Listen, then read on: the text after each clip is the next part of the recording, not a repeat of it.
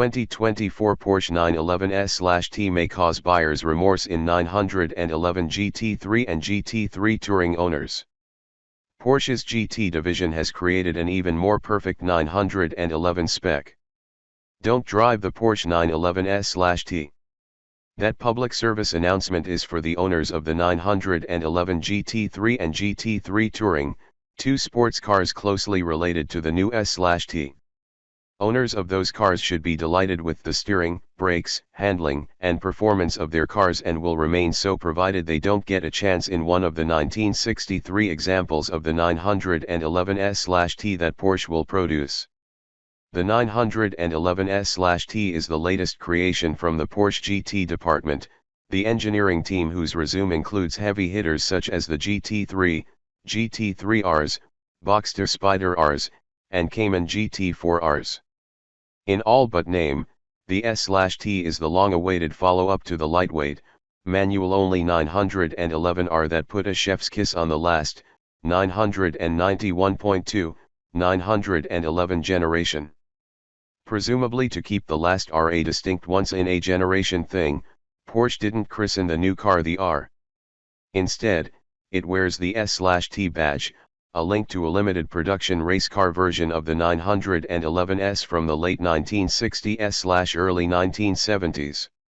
The new S/T isn't a race car or even a track car. It's a road-focused 911 with a lot of parts from the GT3 and the GT3Rs. A short-throw 6-speed manual is the sole transmission choice, and tucked behind the rear wheels is the GT3Rs' naturally aspirated 4.0-liter flat 6. The S/T leaves the engine unaltered. Output remains at 518 horsepower at 8,500 RPM, but in the interest of quickening throttle response, the weight of the clutch and flywheel are halved, resulting in a weight reduction of 23 pounds. Let's just say that the C/D staff didn't think that this zingy engine needed faster responses. We joked that the regular GT3 used a fidget spinner as a flywheel. We'll amend that to say that the S/T's tachometer is like a fidget spinner.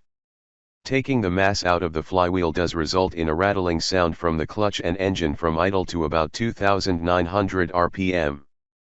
The solution is to keep the revs up, which is easier thanks to a shorter 4.30-to-1 final drive gearing that replaces the GT3's 3.96 ratio. The speeds in gears drop, and responsiveness rises. Whereas second gear is good to 80 miles per hour in the GT3, it maxes out at 72 miles per hour in the S/T. Porsche claims 60 miles per hour will arrive in 3.5 seconds, 0.2 quicker than the company's claim for the 502 HP manual GT3. Our test team managed a 3.3-second run to 60 with a GT3 manual, so expect the S/T to knock a tenth or two off that time. The weight savings don't stop at the flywheel and clutch. The carbon fiber doors are GT3Rs parts, the carbon fiber front fenders and roof are unique to the S/T, and the Touring's carbon fiber hood caps the spacious front trunk. A thinner windshield sheds a few pounds. Magnesium wheels and carbon ceramic brakes are standard. A 6.6-pound lighter battery is fitted, the carpets go on a 4.4-pound diet, and the carbon fiber rear anti-roll bar from the GT3Rs' Weissach package shaves another 4.4 pounds. To shed 14.3 pounds and to purge technology from the chassis, the rear wheel steering system is axed. Total it all up, and Porsche says the S/T comes in at 84 pounds lighter than the lightest 911 GT3 Touring.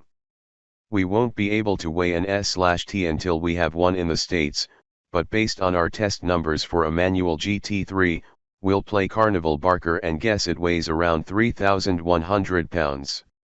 According to the engineers who developed the S/T, removing the rear steering initially made a mess of the car's handling.